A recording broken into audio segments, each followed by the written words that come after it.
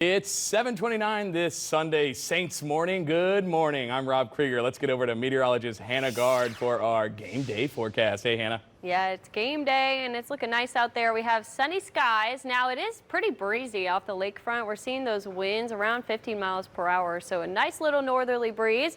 But that northerly flow is bringing us in some really nice dew points. We're in the 60s across the region.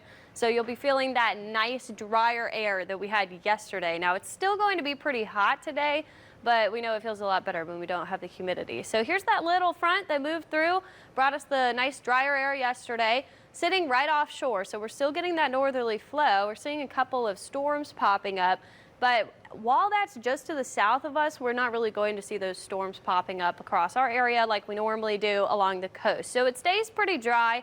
Maybe we see a shower or two pop up, but I just don't think we're going to get much. It's too dry out there. Now that boundary starts to slowly pull northward by tomorrow. So maybe we get a bit more storm coverage, and then Tuesday as well, as it's kind of lingering along the coastal areas. But I still think very little of that rainfall is going to make its way farther inland. It's mainly going to stay along the coast. Now we start to see the cold front drop through by the middle of the week. That's going to bring some changes around for the second half of the week. Through the first half, still pretty dry. I think we'll remain a bit drier through Tuesday. Then we'll feel that humidity start to kick back in. So temperatures a little bit higher ahead of that front coming down as well. We'll be in the mid 90s, and those lows will slowly climb from the 60s on the North Shore up into the 70s. Now we are going to see that drier air stick around for a little bit. And then once that front comes down, it's going to consolidate that moisture. That gives us storm chances and a little lift. That's what we need to see storms as well along that frontal boundary. So that moisture lingers through the end of the week, and then we start to see it clear out. Once we get to next weekend, we'll see that front move through. So those storm chances are going to stay pretty high, at least through Saturday, and then I think we'll start to clear out. But there's still not going to be widespread storms. I think it'll be more typical of the summertime, where we see those pop up in the afternoons. Now looking at the water vapor, you can see in the upper levels what's driving this. We have this counterclockwise swirl kind of over Atlanta right now, and we're starting to get some of that drier air in the upper levels digging down all the way past Louisiana. That's that frontal boundary and some low pressure that's over us. That will move out by the start of the week. And the reason we start to see those temperatures trying to rebuild by Tuesday is that high pressure down to the south is trying to rebuild. But we have this second low coming across the Great Lakes in the middle of the week. That brings us that cold front. And notice how this is kind of slow moving. That's why we're not really going to see the impacts of that cold front until the later half of the weekend.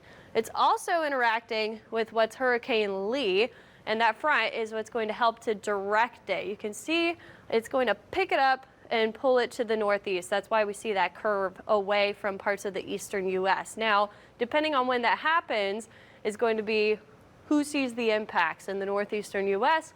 or potentially Canada. So taking a look at Lee right now, it's not looking too great this morning. It does have a bit more thunderstorm activity, but it's very lopsided. You can see all of that on one side of what was the eye. We don't really even have a defined eye anymore. That's because it's dealing with a lot of shear. So it's only a Category 2 hurricane right now. We know it was a Category 5 at one point. So it's just been kind of falling apart as it's moved to the west. But it's going to re-strengthen again as we head into the first part of the week, very briefly to a Category 4. Still a major hurricane though, so that's going to bring coastal impacts in the way of riptides and surf along much of those north-facing beaches and east-facing beaches of the U.S. Then it takes that northeast turn. Depending on how fast that low swings across that we were just talking about is going to be when it makes that turn. So Bermuda going to be potentially impacted. And then if it makes it later, we'll have to watch for parts of the northeastern U.S. from the mid-Atlantic up through Canada. But right now, here's that high shear, most of it coming from the west, but we're seeing it kind of fall apart. That will taper off into tomorrow, which is why we'll see it strengthen briefly. And then once we get that low pressure coming in, that brings a lot of shear. So that's going to downgrade it. So if we do see Lee impact parts of the northeastern U.S., it will be as likely a Category 1 or below. We also have Margot out there, but that's fish storm. Category 1 hurricane, though, is forecast by the National Hurricane Center. So still have some activity out there. Luckily, it's not impacting anyone at this time and definitely not impacting us. We just have nice conditions for this weekend. We'll be in the low 90s. And then we will finally drop into the 80s in the later half of the week with hopefully some rainfall. We do need rain. Yeah. We are at a lack of rain, and Yeah, we got definitely too much could last use week that in rain. the Yeah, metro area. Spread it out, though, not all at once like that. Yeah, we need those summertime showers back that we normally get, where they come in the mid-afternoon and get us some soaking rainfall. All right, that's your assignment for the week then. You know, I'll talk to the people, There you whoever go. they are. Yeah, the weather people.